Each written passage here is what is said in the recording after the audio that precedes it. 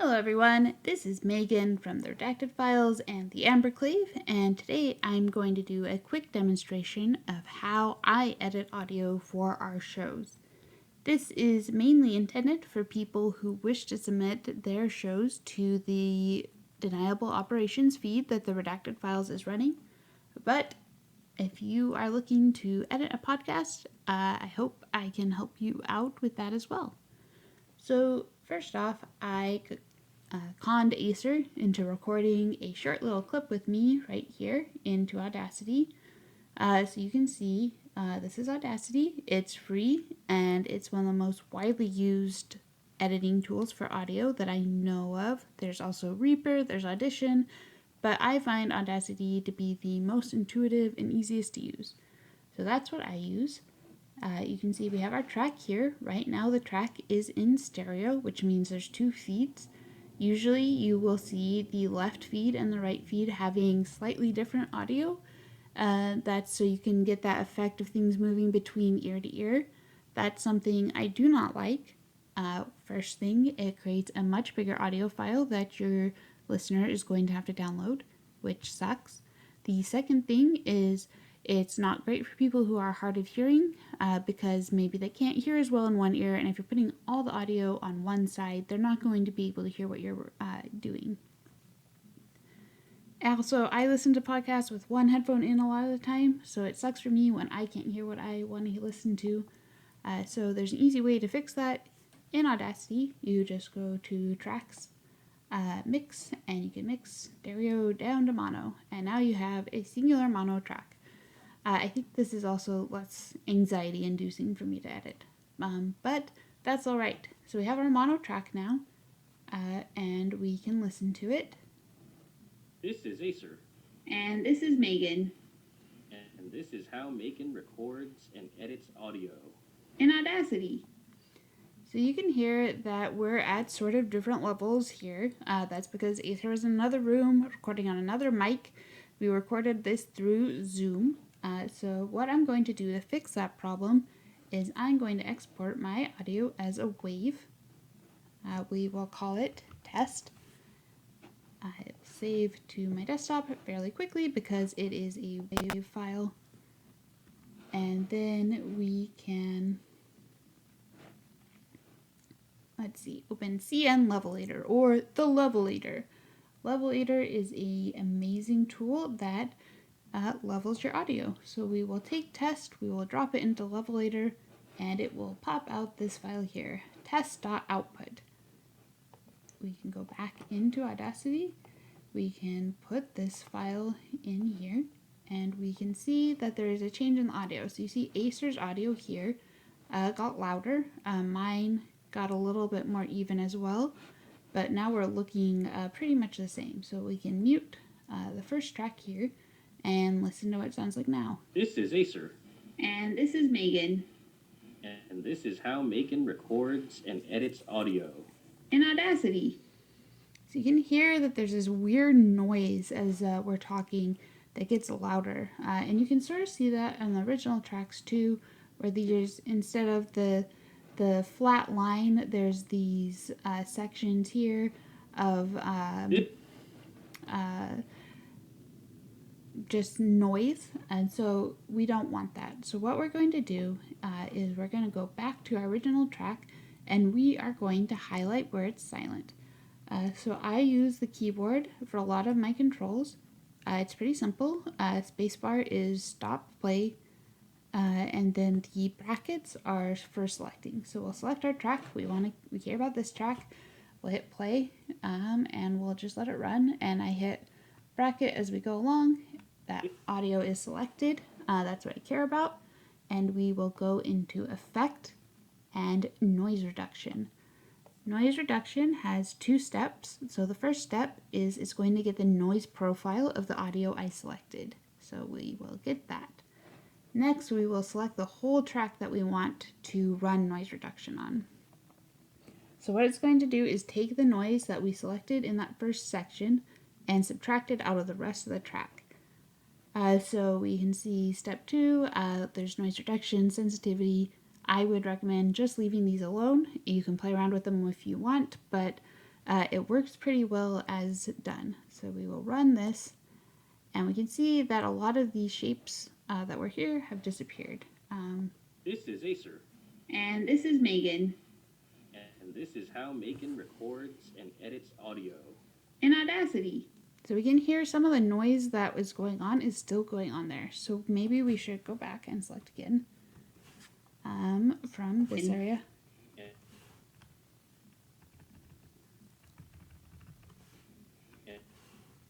You want to be careful not to select where people are talking because it will remove those sounds. So go back in, noise reduction, get noise profile, select the whole track, noise reduction. Okay. This is Acer. And this is Megan. And this is how Macon records and edits audio. In Audacity. And you hear that's already sounding a lot better. So we'll export it again. And I keep doing this. We don't want to export as MP3. We want to export as WAV. So we'll call this test 2. And it will save out to my desktop once again. And we will drop test 2 into Levelator and get test.2.output, which we can put back in, oops, wrong window, back into Audacity. Now we can see already the difference between these two tracks, where we see this large expanded noise from running Levelator on a noisy track. In the second one we created, we see that's gone now in our newest track. So if we listen to this, it should sound a lot better. This is Acer. And this is Megan. And this is how Macon records and edits audio. In Audacity. So Acer and I are now at about the same level. We sound great. And so our cleanup is done. I find it's really important to run cleanup before we're editing, because if you're going through and adding a bunch of changes to the audio after you're done, you're going to have to go back through and listen to the whole episode again to make sure you haven't messed something up. So if you do it beforehand, it makes things a lot easier. The next thing I usually do is not something that everyone would encourage you to do, but I do it for my own sanity. When I'm looking at a 2-hour-long piece of audio, anything I can do to make that look like less of a mountain that I have to climb is good for me. Plus, I hate long silences in episodes. So I use a tool called Truncate Silence. To use that, we highlight the selection and we go Effect, Truncate Silence, and then I can select how I want to change my track. So the duration I usually pick is 1.5 seconds. So anything that's longer than 1.5 seconds, any silences that it's detecting, is going to be truncated to 1 second of silence instead. So we see I have a 15-second track, I truncate silence, and now it's 9 seconds, which is reducing the time to edit that by about 1/3. Now, it takes me on average 2 to 3 times the length of the audio to get it edited. So anything I can do to shorten that time is going to be a big help for me. The problem you will run into is if people are being quiet, it will truncate that. So you'll lose chunks of people talking if you're not levelating beforehand. Or you'll also could lose like dramatic pauses, but those are easy enough to add back in by just selecting a silent bit and then hitting copy and then paste. And now I have that long dramatic silence back. Once I have my audio, I can then edit it. So it's very simple. We start at the beginning, we hit play. This is Acer. And this is Megan. And this is how Macon records and edits audio. In Audacity. I didn't put any intentional mistakes in this one, so I can't show you anything much more exciting than that, but I will show you how to get rid of that weird noise Acer's voice made, which is a dumb internet thing. And this, it's like stretching out his voice there. So I found that if I highlight some of that stretchiness into the next wave where he's talking and delete that, you can get rid of some of that. And this is how Macon records. It sort of is up to you, personal preference. I don't find it to be a big deal when that happens. and you can hear the artifact of that edit that I made And this is in there, but if you want to get rid of that noise, that's how you would do it. And that's pretty much all I'm going to do for a single track recording. So this means Acer and my audio is all in the same place. Then when I'm done, I'll go File, I'll export it as MP3. You get a couple different options for how you want to do it. BBR1 is the best quality. It is also the biggest file. BBR9 is the worst quality. It gives you a really small file. I usually go with BBR4. I can name this editing. And then if I want to, I can add any metadata to this. I got really lazy and stopped doing this because no one reads that. But that's all I do for single track recording. So once I'm done, I make my little MP3 file. If instead what you're going to do is multi-track recording, it gets a little bit more complicated. So this is the same audio of me and Acer. We're on our own tracks now though. This is Acer. And this is Megan. And this is how Macon records and edits audio. In Audacity. So you can see here that there's a little bit of overlap. So I introduced a small problem where these tracks are misaligned, which is going to happen especially if you're not using software that starts your recordings the same. So there's a couple things with multi-tracks. You have to have your track selected separately. So if I run Truncate Silence and I only have this track selected, it's only going to truncate that. It's going to ignore anything that's happening in this other track, which is obviously problematic. And if you run them separately, it's not going to fix the problem because it's only caring about that one track. So we're completely overlapping each other now. The next, selecting audio, you want to make sure you have them selected. There is a nice way to get around this. In tracks, you can have sync lock tracks on off. There used to be a handy little button on the toolbar to do this. They got rid of that in the newer editions of Audacity. So I created a macro to do this. You can add one yourself or you can just open this tracks thing. But you can tell when this sync lock is on because you'll see these little clocks here. The clocks means that if you do something this one track, it's also going to happen to the other one. So if I move my tracks, they'll move together. If Truncate Silence off, they won't move together. If I make an editing cut, so like right now, if I decided to cut a huge chunk of silence out of this track, it's only going to delete out of that track. If I have Truncate or sync lock on and I hit delete, even though I only have one track selected, it will delete out of both of them. So that's good. The next thing is silencing. So a lot of times if we're recording, someone might have a cold and so they'll cough or they'll do something else. But that's happening while other people are talking, which is the great thing about multi-track recording is that you can mute that from happening. In Audacity, all you do is you select the audio you want to mute, make sure you have the correct track selected, and you hit Control L, and that becomes silent. So you can see there were little blips on the line, now it's completely flat. The next thing that you want to think about with Truncate Silence is, with multi-track recording is that you want to align. So we want to turn our sync lock off, and then align. So a lot of alignment you can do pretty visually. Like I can tell this is obviously not aligned. So I just usually center things and make sure it looks right. So that looks more correct to me. As there's a little pause between Acer talks and when I talk each time. So if we listen now, it's going to sound better, hopefully. This is Acer. And this is Megan. And this is how Macon records and edits audio. In Audacity. So that sounds a lot better. And you can see now, actually I did a really good job because the two tracks are completely aligned from the silence that I added. Let's see.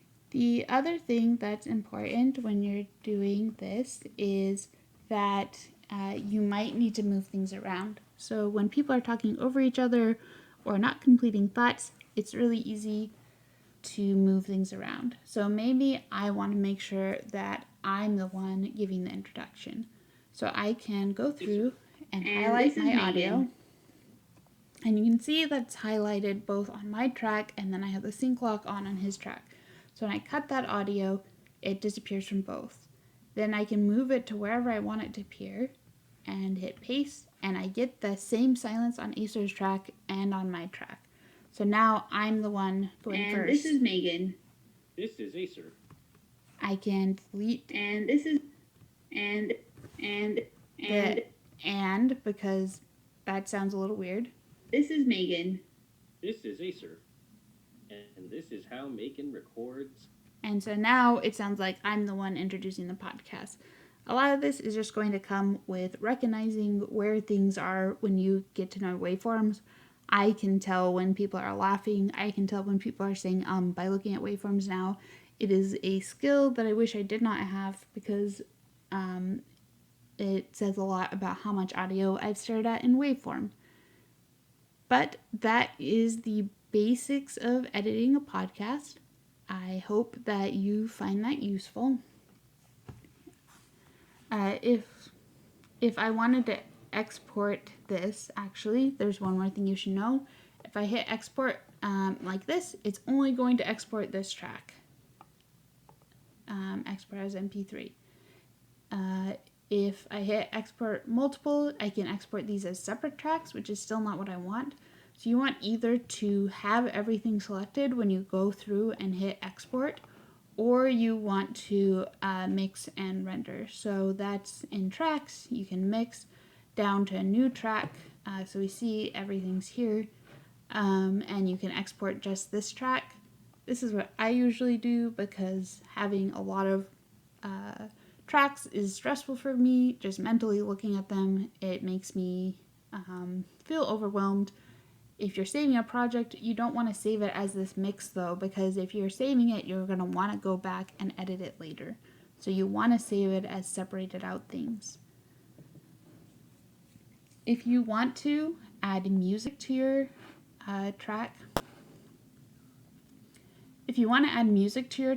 then what you should do is go to Incompetech with Kevin MacLeod and look at the amazing library of music that he has available for you to use. And I will pick a song that I want to use as my intro music for this.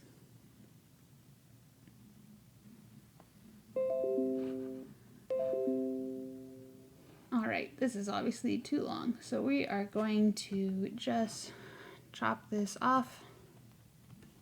Alright, so we'll say we want just this song. We'll just get rid of those. Alright, so we have our song that we want to use.